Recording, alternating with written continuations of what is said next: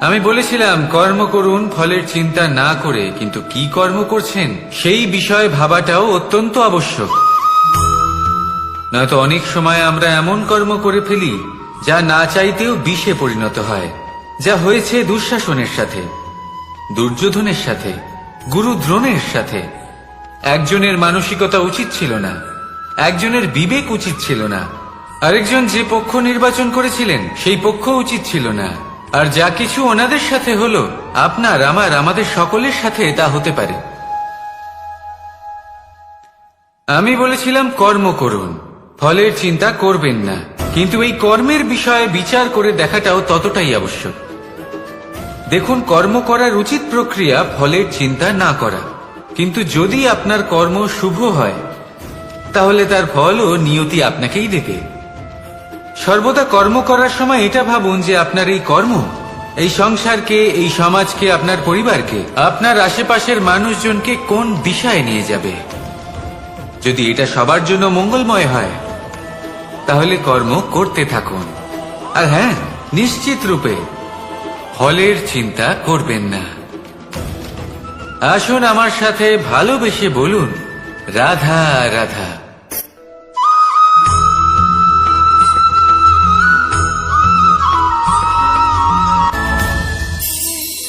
এই সংসারে এমন কোনো পর্বত নেই যা এতটাই উঁচু যে মানুষ তার শিখরে পৌঁছতে পারবে না, তাকে অতিক্রম করতে পারবে না। এই সংসারে এমন কোনো সাগর নেই যা কিনা এতটাই গভীর যেখানে মানুষ তার তলদেশে পৌঁছে ফিরে আসতে পারবে না। একটা ছোট্ট বরফের টুকরো পর্বতের শিখরে গলে গিয়ে বইতে থাকে, আর দেখতে দেখতেই তা মহানদী গঙ্গায় পরিবর্তিত হয়। এর কারণ কি? এর কারণ হলো প্রচেষ্টা, প্রারব্ধ নয়। এই প্রচেষ্টাই সুনিশ্চিত করে যে আপনার প্রারব্ধ কি হবে। এই সমস্ত কিছু হলো প্রচেষ্টা আর প্রারব্ধের খেলা। আপনার প্রচেষ্টা যেরকম হবে আপনার প্রারব্ধ সেরকমই হবে। আর আপনার প্রচেষ্টা যদি উচ্চ মানের হয় তাহলে প্রারব্ধকে আপনার সামনে নত হতেই হবে। কি বলেন? তাহলে আসুন আমার সাথে ভালোবেসে বলুন, রাধা রাধা। অনেক সময় মানুষ অতীতকে দেখেন আর তখন অহংবোধে পরিপূর্ণ হয়ে ওঠেন। কখনো বর্তমানের দিকে তাকান, ভবিষ্যতের দিকে তাকান আর পরিতৃপ্তিতে ভরে ওঠেন। কেন বুঝতে পারেন না একটা সহজ কথা? এই যে সৃষ্টি, এই সৃষ্টি হলো একটা বড় চক্র যা বারংবার আপনার কাছে ফিরে আসবেই। কঠিন থেকে কঠিনতর পরীক্ষায় আপনাকে নিযুক্ত করবে, যাতে আপনাকে উত্তীর্ণ হতেই হবে। যা কাল ছিল তা আজ নেই, এটা সবাই জানেন। যা আজ আছে তা হয়তো কাল থাকবে না, এটাও আপনাকে মেনে নিতে হবে, তাও আবার হাসি মুখে। শান্ত থাকতে শিখুন আর কখনোই মনের মধ্যে অহংকার উৎপন্ন হতে দেবেন না। হতে শিখুন সেই হিমবাহের মতো। হয়তো এই জন্যই এত শীতল থাকে, কারণ ও জানে গতকালও জল রূপে ছিল, আজ বরফ রূপে হয়তো আছে, কিন্তু কাল পুনরায় সে জলেই পরিণত হবে। নিজেকে শান্ত রাখুন। হয়তো আজ আপনি সাফল্যের শিখরে আছেন, হয়তো বা নেই। আপনাকে প্রত্যেক দিন অবশ্যই দেখতে হবে। শুধু নিরন্তর প্রচেষ্টা করতে থাকুন, প্রত্যেক পরিস্থিতির জন্য তৈরি থাকুন, আর একে ভারসাম্যে রাখতে শিখুন। আপনার কাল হোক, আজ হোক বা আগামীকাল, আপনার ভালো দিন হোক বা খারাপ দিন, সব পবিত্র হয়ে যাবে। তাহলে আসুন আর আমার সাথে ভালোবেসে বলুন, রাধা রাধা।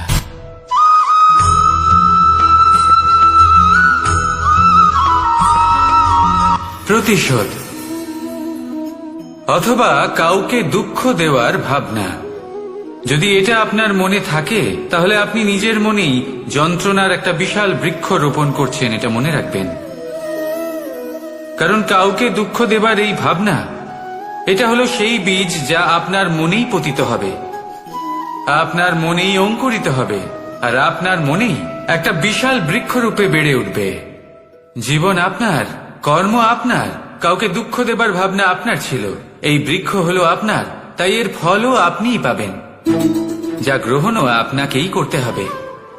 মনে রাখবেন, যে মানুষ এটা ভাবে যে আমি ওকে দুঃখ দেব, ওকে কষ্ট দিতে চাই আমি, সেই মানুষই দুঃখ আর কষ্ট পেয়ে থাকে।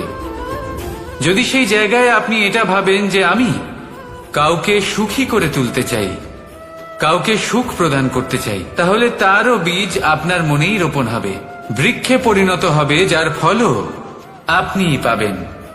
এখানে বিষয়টা হলো শুধু মানসিকতার চিন্তা, যা সত্য হয়ে আপনার সামনে আসে। তাহলে এই মানসিকতা শুভ করুন, সবার জন্য মঙ্গল কামনা করুন। অন্যের মনে আপনার জন্য ভালো চিন্তা থাকুক বা না থাকুক, আপনি সবার জন্য শুভ চিন্তা করে কর্ম করতে থাকুন, তাহলে আপনার সাথেও ভালোই হবে। তাহলে আসুন আর আমার সাথে ভালোবেসে বলুন, রাধা রাধা।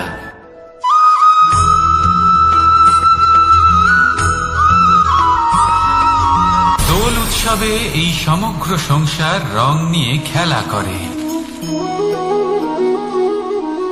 কিন্তু এই রঙের সারমর্ম এই সংসার কি জানে? কখনো দেখেছেন একটা চিন্তিত মুখ শুধুমাত্র রঙের স্পর্শ পেয়ে আনন্দিত হয়ে ওঠে? দোলে আমরা কি করি? পুরাতনকে ত্যাগ করি আর নতুনকে স্বাগত জানাই। শিশিরকে বিদায় জানিয়ে এক নতুন ঋতুকে আগমন জানাই। দুশ্চিন্তা দূর করে আসার নতুন রঙে রঙিন হয়ে ওঠা, নিজেকে আনন্দিত করা, এটাই তো হলো দোল। এবার দোলের একটা ব্যাপার আছে, দুটো রঙে একসাথে রঙিন হওয়া যায় না। একটা রং উঠলে তবেই আরেকটা রং লাগা সম্ভব। আরো একটা প্রশ্নও রয়েছে, কোন রংকে তুলে দিয়ে কোন রং মাখানো যেতে পারে? যদি আপনাকে উদাহরণ দিই, লোভের এই রং, তা যতক্ষণ লেগে থাকবে আনন্দের রং লাগতে পারবে না, যা হয়েছিল দ্বারকাবাসী এবং সামন্তক মণির মধ্যে। ভ্রান্তির রং যতক্ষণ লেগে থাকবে সত্যের রং লাগতে পারবে না, যা হয়েছে রুক্মিণীর সাথে। আর হিংসার এই রং যতক্ষণ লেগে থাকবে প্রেমের রং ততক্ষণ লাগতেই পারবে না, যা হয় আপনার আমার সবার সাথে। তাহলে আসুন একসাথে মিলে দোল পালন করি এবং সবকিছুর উপরে বিজয় লাভ করি। অন্ধকারের স্থানে আলো, ভ্রান্তির স্থানে সত্যের, হিংসার স্থানে প্রেমের, আর লোভের স্থানে আনন্দের এই সুন্দর রং মাখাই। শত্রুতা, ঘৃণা, হিংসা এই সব কিছু ত্যাগ করি আর সকলের সখা হয়ে উঠি, আর ভালোবেসে বলি শুভ দোল। হ্যাঁ, ওটা তো আমরা অবশ্যই বলবো, রাধা রাধা।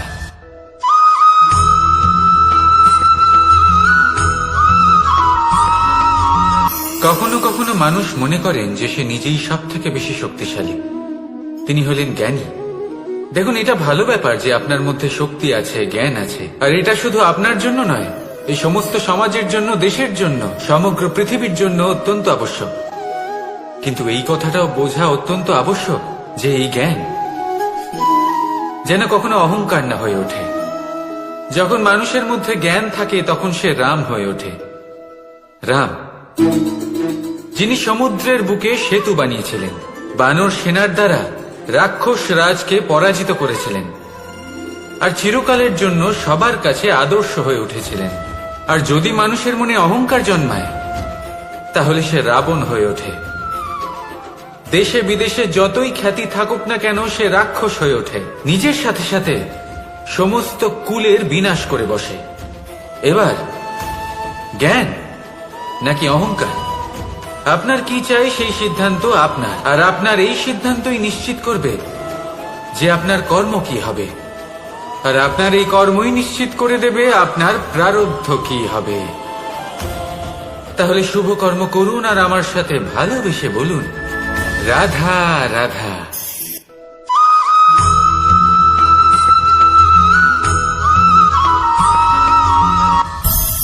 সংসারে অনেক সময় এরকম হয় যে আমরা খুব সমস্যায় থাকি, খুব বিপদের মধ্যে থাকি, আর সেই সমস্ত মানুষ যারা আমাদের কাছের মানুষ, আমাদের আপনজন, তারা আমাদের ত্যাগ করে চলে যান। আমরা এই সময় দুঃখ পাই, নিরাশ হয়ে পড়ি এবং একা একাই সেই সমস্যাকেও কাটিয়ে উঠি। এবার পরিস্থিতি যেমন খুশি হোক না কেন, সেই সব মানুষ যারা এমন সময় আপনাকে ত্যাগ করেছেন, তাদের প্রতি ক্রুদ্ধ হওয়া, অভিমান করা এটা অনুচিত। আমি বলবো তাদের প্রতি কৃতজ্ঞ থাকুন। আমি বলবো তাদের ধন্যবাদ জানান যে তারা এমন সময় আপনার সঙ্গ ত্যাগ করেছেন যখন আপনার তাদের সব থেকে বেশি প্রয়োজন ছিল।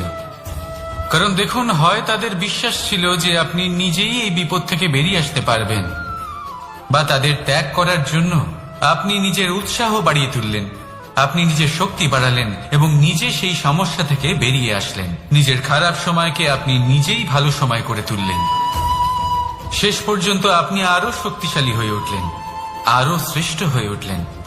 আর এটাই তো আপনার বিজয়, যার কারণ হলো তাদের আপনাকে ত্যাগ করা। তাহলে তাদের ধন্যবাদ জানান আর আমার সাথে ভালোবেসে বলুন, রাধা রাধা।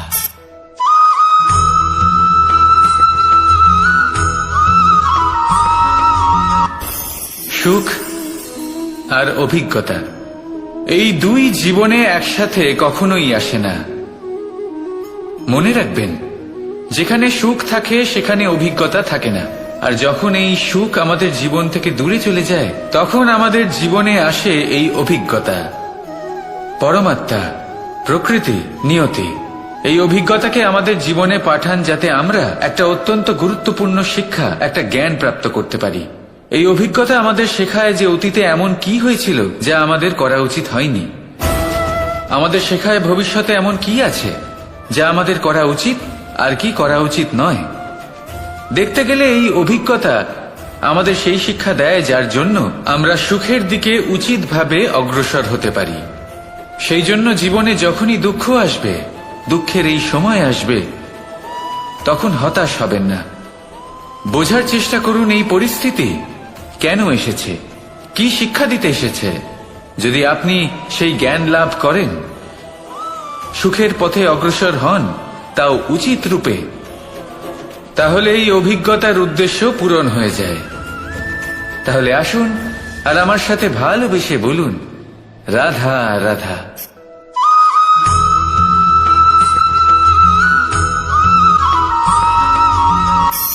ধন, ধন হলো কারোর জন্য মোহ, আবার কারোর জন্য মায়া, কারোর জন্য হয়তো ভাগ্য, আবার কারোর জন্য কর্মের পারিশ্রমিক। দেখতে গেলে এই ধন হয়তো সবার জন্যই অত্যন্ত প্রয়োজনীয় হয়ে থাকে। সেই জন্যই তো মানুষ নিজের সমস্ত জীবন অতিবাহিত করেন এই ধন অর্জন করার জন্য। অনেক মানুষ এমনও হয় যাদের সমস্ত জীবন এই ধন অর্জন করতেই কেটে যায়। প্রত্যেক মানুষই চেষ্টা করেন যেন তিনি ধনী হন, যত সম্ভব বেশি ধন অর্জন করতে পারেন, সম্পন্ন থাকতে পারেন। আর তা হবে নাই বা কেন? কারণ এটাই হলো এমন এক বস্তু যা আদান প্রদান এমন নানান কাজে আসে। চেষ্টা তো সব মানুষই করেন, ধন অর্জন সব মানুষ করতে পারেন না। কারণ হলো এটাই যে মানুষ ভাবেন যে তার কাছে কিছু ধন এলে তারপর তিনি কিছু করে দেখাবেন। আর ধন ভাবে যদি এই মানুষ কিছু করে দেখান তাহলে আমি তার কাছে আসব। সেই জন্য কিছু করে দেখান, এমন শ্রেষ্ঠ কাজ করে দেখান যাতে ধন নিজেই আপনার কাছে ছুটে আসে। যদি আপনি ধন লাভের আশায় ছোটেন তাহলে আপনি নিজের সন্তোষ ভাব হারিয়ে ফেলবেন। কিন্তু এই সম্পত্তি যদি আপনার কাছে ছুটে আসে তাহলে আপনাকে মহান বলা হবে। সেই জন্য কাজ করুন, শ্রেষ্ঠ কাজ করে দেখান, দেখবেন এই ধন ফলস্বরূপ আপনার কাছে আসবেই আসবে। তাহলে আসুন আমার সাথে ভালোবেসে বলুন, রাধা রাধা।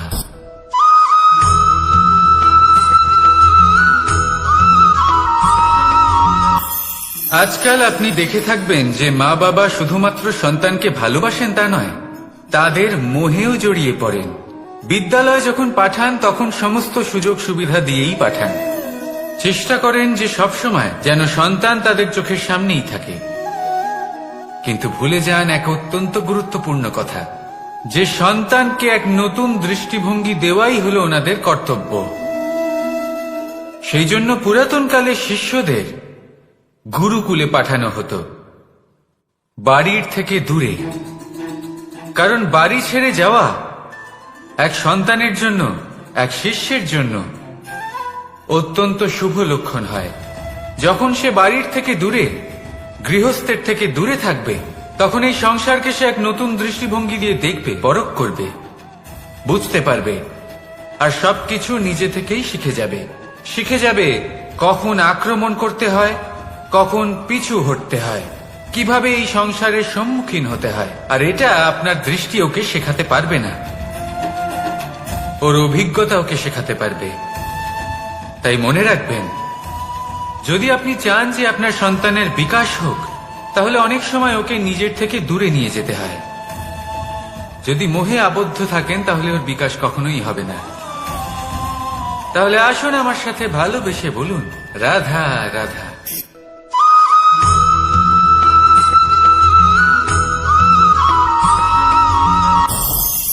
আমাদের মনে সবসময় একটা প্রশ্ন এসেই থাকে,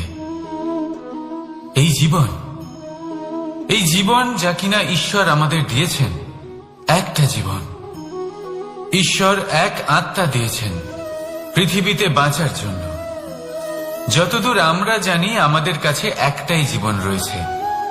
আমরা ভাবি এই জীবন গুছিয়ে কিভাবে রাখা যায়। প্রত্যেক মানুষ ভাবেন যে আমি কি করি যাতে এই জীবনকে গুছিয়ে রাখা যায়, কিরকম কর্ম করব, কিরকম পুণ্য করব, কি ধরনের শাস্ত্র পড়ব যাতে আমি সেই জ্ঞান অর্জন করি, যাতে জীবনটা সুন্দর করে তুলতে পারি। আমাদের সমগ্র জীবন কেটে যায় এই প্রশ্নের উত্তর খুঁজতে, সেই শাস্ত্র অধ্যয়ন করতে। এমন অনেক মানুষ তাও বুঝতে পারেন না। আসুন আজ আমি আপনাকে একটা সহজ কথা বলি, যার দ্বারা আপনি নিজের জীবন সুন্দর করবেন। জীবন, জিহ্বা, এদের দুজনেরই হলো একটাই রাশি। জিহ্বা অর্থাৎ আপনার কথা, এই কথাকে সংযত রাখুন, একে সুন্দর করে তুলুন, মধুর কথা বলুন, যতটা সম্ভব একে নিয়ন্ত্রণে রাখুন। আপনার জীবন সুন্দর হয়ে উঠবে। কারণ এই শব্দ হয় অত্যন্ত শক্তিশালী। এটা হলো এমন এক বন্ধন যা আপনার সামনের মানুষকে আপনার ব্যক্তিত্বের সাথে জুড়ে দিতে পারে। তাই এই শব্দ সংযত রাখুন, একে সুন্দর করে তুলুন। আপনার জীবন আপনা থেকেই সুন্দর হয়ে উঠবে। আর আসুন এই মধুর সুন্দর অনুভূতি দিয়ে বলুন, রাধা রাধা।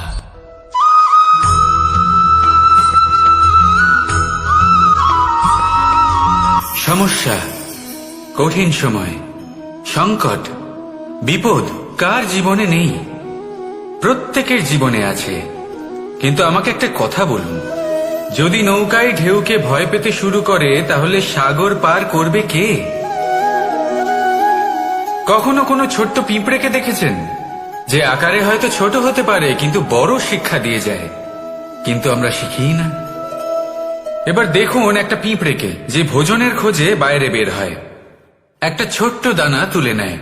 ছোট দানা তোলে কারণ তার থেকে বেশি সে তুলতেই পারবে না। সে দানা নিয়ে চলতে শুরু করে, কোনো দেওয়ালে উঠে পড়ে, আবার পড়েও যায়। সেই দানা দূরে কোথাও একটা পড়ে যায়, তা আবার খোঁজে, তুলে নেয়, আবার চলতে থাকে। পড়ে যায়, আবার ওঠে, পড়ে যায়, আবার ওঠে। সেই দানাটা রেখে দেয়, আবার বেরিয়ে পড়ে ভোজনের খোঁজে। পরিশ্রম করতে থাকে কিন্তু হার মানে না। এই শিক্ষাই তো আমাদের প্রাপ্ত করতে হবে। নিরন্তর পরিশ্রম আর নির্ভীক হয়ে কর্ম করে যেতে হবে। এটাই হলো সাফল্যের মাধ্যম, এটাই হলো জয়ের মন্ত্র, অচ্যুত অজয় অস্ত্র। তাহলে আসুন আর আমার সাথে ভালোবেসে বলুন, রাধা রাধা।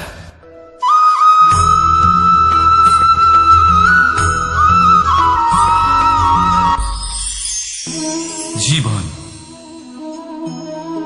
এই জীবন আসলে কি?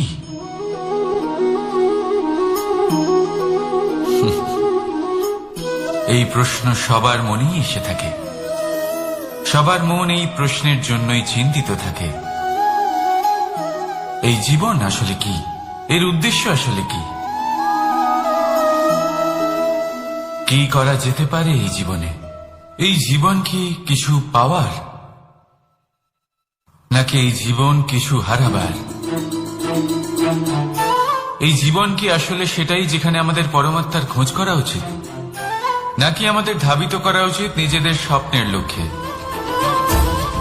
এই জীবন আসলে কি? এই জীবন আসলে অত্যন্ত সরল। এ হলো শান্ত জলের মতো,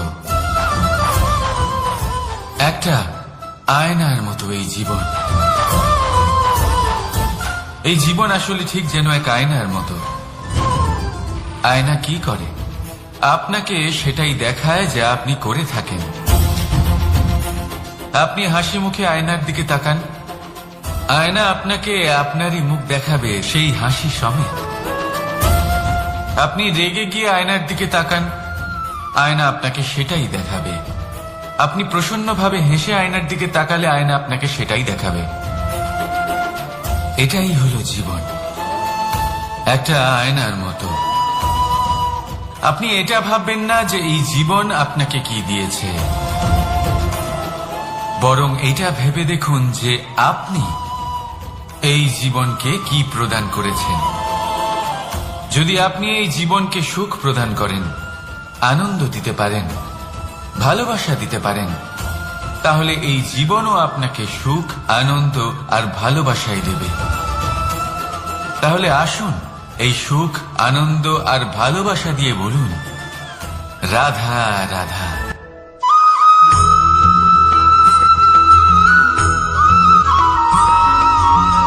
পরিবর্তন এই সংসারের শাশ্বত নিয়ম।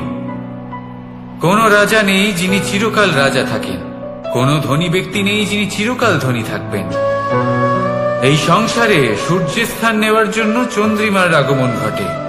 কোন স্থান যাকে পতিত বলা হয়েছিল সেখানে মহল তৈরি হয়েছে। কোন স্থান যাকে আজ মলিন বলা হয়েছে কাল সেখানে মন্দিরও স্থাপন হতে পারে। কোন ঋতু চিরকালের জন্য থাকে না, কখনো সময় চিরকাল একরকম থাকে না। আজ যা আপনার কাছে রয়েছে কাল অন্য কারোর ছিল, আজ যা আপনার কাছে রয়েছে কাল তা অন্য কারোর কাছে চলে যাবে। আপনার সাথে কিছু থাকলে তা হলো আপনার কর্ম, কিন্তু সেই কর্মের পরিণামও আপনার নয়। আপনি শুধু কর্ম করুন, বাকি সবকিছুই পরিবর্তনশীল। কিন্তু সেই পরিবর্তনকে দেখে ভয় পাওয়ার প্রয়োজন নেই, তাকে স্বাগত জানান।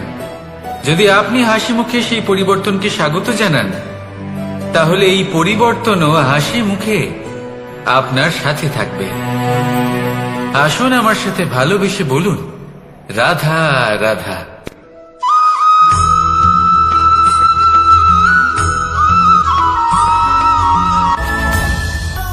ধরিত্রীর বুকে গজিয়ে ওঠা এই দুব্য ঘাস দেখেছেন?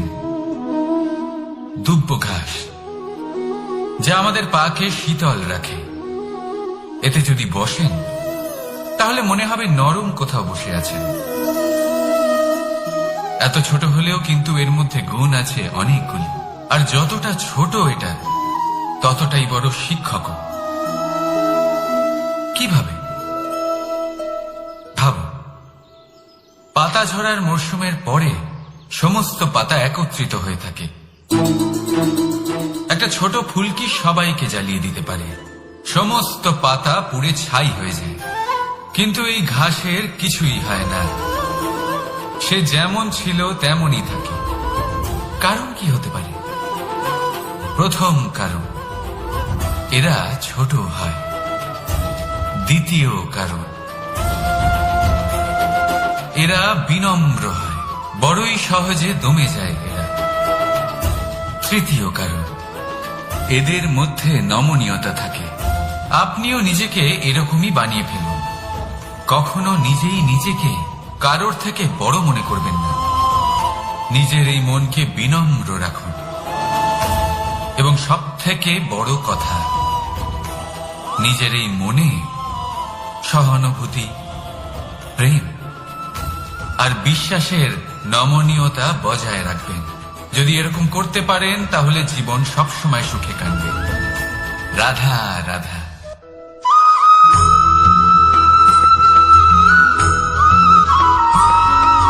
সদিচ্ছা দেখতে গেলে 3 অক্ষরে তৈরি এই শব্দ, কিন্তু সমস্ত ত্রিলোক তার উপরেই আধারিত। আপনি এই সংসারে এসেছেন, তখন অবশ্যই শ্বাস নেবেন, কিন্তু তার বদলে আপনাকে কিছু তো দিতেই হবে। আপনার উপর নির্ভর করছে আপনি কি দেবেন। কি দেবেন এই সংসারকে, এই সমাজকে, নিজের পরিবারকে, আর তার বদলে কি নেবেন? যশ নাকি অপযশ? দেখুন, এক ছিল রাবণ, যে কিনা সমুদ্র পার করল সীতাকে অপহরণ করার জন্য, আর এক ছিলেন রামচন্দ্র, যিনি সমুদ্র পার করেছিলেন, সেতু বানিয়ে গিয়েছিলেন সীতাকে ফিরিয়ে নিয়ে আসার জন্য। দুজনেই সমুদ্র পার করেছিলেন, শুধু পার্থক্য ছিল সদিচ্ছাকে বোঝার, লক্ষ্যের। অনেক মানুষের যাত্রা একরকম হতেই পারে, কিন্তু আনন্দ তখনই লাভ করবেন যখন লক্ষ্য শুভ হবে, মহান হবে। এই লক্ষ্য দিয়ে এই সংসারের কল্যাণ হবে এবং মানুষের সম্মান হবে। যদি আপনার সংকল্প উচিত হয়, তাহলে আপনার লক্ষ্য উচিতই হবে, নয়তো শুধুমাত্র বিনাশ হবে। আর উচিত এটাই হবে যে বিনাশের হাত থেকে যেন নিজেকে বাঁচানো যায়, কি বলেন?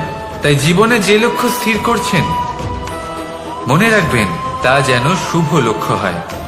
যদি এরকম হয়, তাহলে আপনার যাত্রা, আপনার জীবন দুটোই শুভময় হবে। আসুন আর আমার সাথে ভালোবেসে বলুন, রাধা রাধা।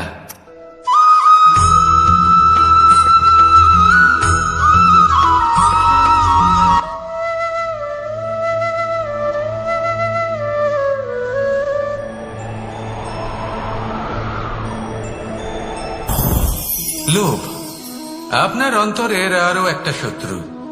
দেখতে গেলে এটা একটা শব্দ, একটা সংস্কৃত শব্দ, লব ধাতু থেকে উৎপন্ন হয়েছে।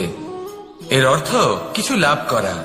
কিছু লাভ করা অনুচিত নয়, আরো কিছু লাভ করাও অনুচিত নয়, কিন্তু সব থেকে বেশি আমিই লাভ করব, আমি আরো চাই, আরো বেশি চাই, আরো বেশি পেতে চাই, এটাই হলো লোভ।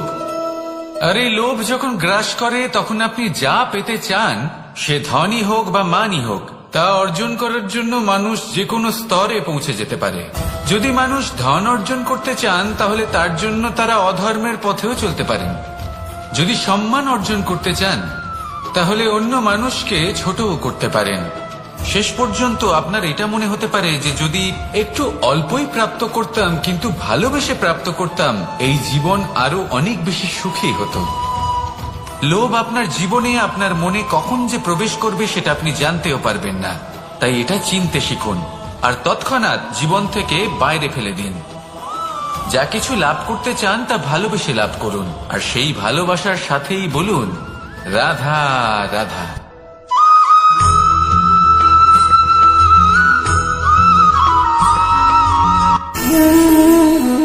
সঞ্চয় মানুষের যখন থেকে বোধ বুদ্ধি হয়, সঞ্চয় করতে আরম্ভ করে দেন। সঞ্চয় করতে থাকেন ভোজনের, সঞ্চয় অর্থের, সঞ্চয় শক্তির। নিজের জন্য করেন, নিজের পরিবারের জন্য করেন, নিজের স্ত্রীর জন্য করেন, সন্তানের জন্য করেন, সন্তানের সন্তানের জন্য সঞ্চয় করেন। সঞ্চয় করার জন্য ওনার কাছে অনেক কারণ রয়েছে, কারণ উনি এটা ভাবেন যে এই সঞ্চিত শক্তির জন্য কেউ ওনার কোনো ক্ষতি করতে পারবে না। মানুষ ভুলে যান একটা গুরুত্বপূর্ণ কথা, এই সত্য, উনি এই সংসারে খালি হাতেই এসেছিলেন, আর এখান থেকে ওনাকে খালি হাতেই যেতে হবে। যা এখানকার তা এখানেই থেকে যাবে। আর যদি কিছু ওনার সাথে যায়, তা হলো ওনার কর্ম, আর কিচ্ছু নয়। তাই যদি কিছু অর্জন করতে চান, তাহলে শুভ কর্ম অর্জন করুন, আত্মশক্তি অর্জন করুন, কারণ পরলোকে এটাই হবে আপনার সম্পত্তি। তাহলে কি এটা আপনি অর্জন করতে চান না?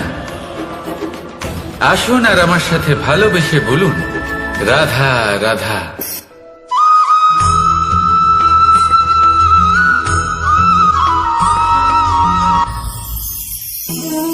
জীবনে ক্ষমা চাওয়া তাও কিছুটা সহজ, ক্ষমা করতে পারা অত্যন্ত কঠিন। ক্ষমা দুই অক্ষরের এই শব্দ হতে পারে, কিন্তু অত্যন্ত বড় এই শব্দ, অত্যন্ত গুরুত্বপূর্ণ এই শব্দ।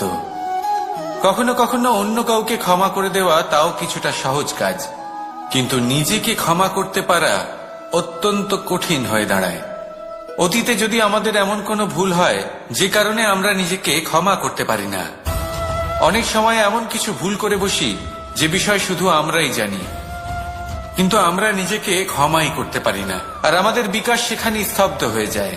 কারণ যদি আপনি ক্ষমা করতে না শেখেন, নিজেকে ক্ষমা যদি না করতে পারেন, তাহলে তা আপনার জীবনের সব থেকে বড় বাধা হয়ে দাঁড়াবে। সেই জন্য জীবনে অবশ্যই শিখুন যে কিভাবে নিজেকে ক্ষমা করতে হয়, আর শিখুন যে আগের করা ভুল আবার কি করে না করা যেতে পারে। এই মন হালকা হবে আর প্রসন্ন হয়ে বলবে, রাধা রাধা।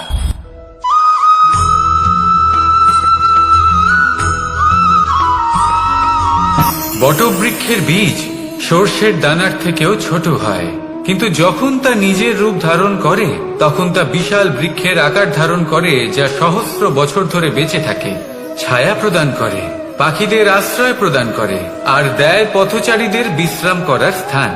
কেন? কারণ সেই ছোট বীজ তা মাটির ভেতরে গিয়ে নিজের খোলস ত্যাগ করে। অন্ধকারে থাকে সে, যতই আলো আসুক না কেন, যতই বর্ষা আসুক না কেন, সব সহ্য করে। আর তারপরে একটা চারা গাছ অঙ্কুরিত হয়, তারপর ধীর গতিতে একটা বিশাল বৃক্ষতে পরিণত হয়। দেখুন, জীবনে কঠিন সময় আসে, এই জন্য নয় যে আপনি হার মেনে নেবেন, এই জন্য আসে যাতে আপনি ভবিষ্যৎ নির্মাণের জন্য নিজেকে তৈরি করতে পারেন। যদি কঠিন সময়ে আপনি ওই বীজের মতো দৃঢ় হয়ে থাকতে পারেন, তাহলে আপনিও একদিন সেই বিশাল বৃক্ষের মতো নিজের অস্তিত্ব গড়ে তুলতে পারবেন, যা সহস্র বছর পর্যন্ত মনে রাখা হবে। আসুন আমার সাথে ভালোবেসে বলুন, রাধা রাধা।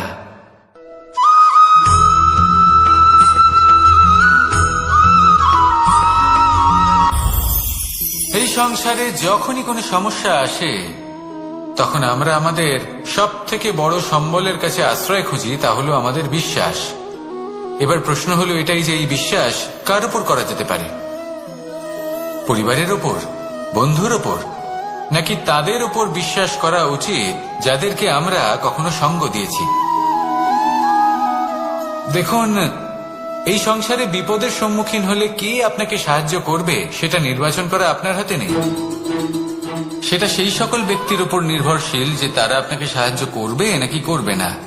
অর্থাৎ যখনই কোনো বিপদ আসে, সর্বপ্রথম তার সম্মুখীন আমাদের নিজেকেই হতে হয়, আর তার জন্য প্রস্তুত থাকা প্রয়োজনীয়, সেই শক্তি, সেই সাহস অর্জন করা প্রয়োজনীয়। দেখুন, যখনই অন্ধকার আসে তখন সবার আগে কে আপনাকে ত্যাগ করে চলে যায়? আপনার নিজেরই ছায়া। এই অন্ধকারের সম্মুখীন হতে হয় অন্তরের প্রদীপের দ্বারা, অন্তরের আত্মা দ্বারা। তবেই আপনি অন্ধকারের উপর জয়লাভ করতে পারবেন। সেই জন্য যে বিপদই আসুক না কেন, নিজেকে তার জন্য প্রস্তুত রাখা উচিত। সেই সাহস নিয়ে আসুন। এমন কোনো বিপদ নেই যা আপনাকে ভেঙে দিতে পারে। আসুন আমার সাথে ভালোবেসে বলুন, রাধা রাধা।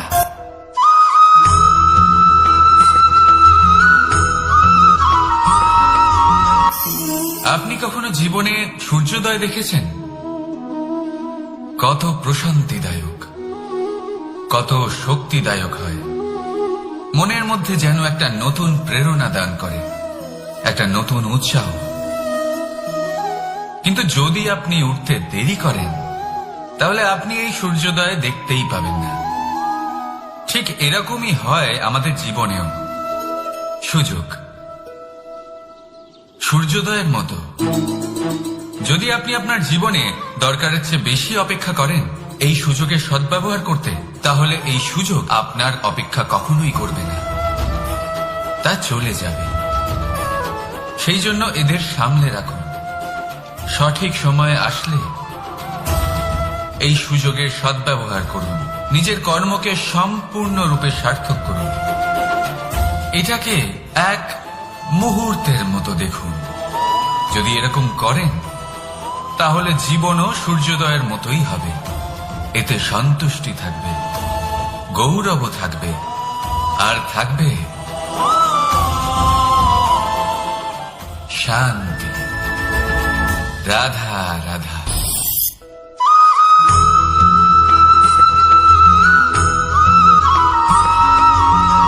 মানুষ সবসময় চায় যে তার জীবনে যেন কখনো কোনো সমস্যাই না আসে। সে চায় তার জীবন যেন শুধুমাত্র শান্তি এবং সুখের দ্বারা পূর্ণ থাকে। কিন্তু এই চাহিদা অনুচিত কিছু নয়। আমরা সবাই এটাই চাই যে জীবনে সুখ থাক, শান্তি থাক। কিন্তু এই কথা সবসময় মনে রাখবেন, যে সূর্য উদিত হন সংসারকে প্রকাশমান করেন, দুপুরবেলায় সংসারকে রৌদ্র প্রদান করেন, সন্ধেবেলায় তাকেও অস্ত যেতে হয়। এবার আমাদের জীবন চক্র কিছুটা এরকমই।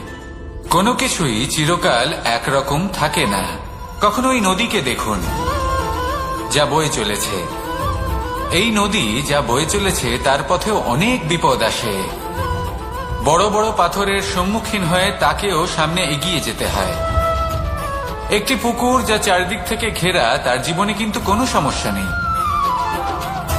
কিন্তু এই সংসারে পুকুরের পুজো করা হয় না, পুজো করা হয় নদীকে। মনে রাখবেন, সমস্যার ঊর্ধ্বে তিনি উঠতে পারেন যিনি সমাধি লাভ করেছেন, যিনি এই সংসারেই নেই। যিনি এই সংসারে আছেন এবং জীবিত আছেন, তার জীবনের সমস্যা হলো শ্বাসবায়ুর মতোই গুরুত্বপূর্ণ। আসুন আমার সাথে ভালোবেসে বলুন, রাধা রাধা।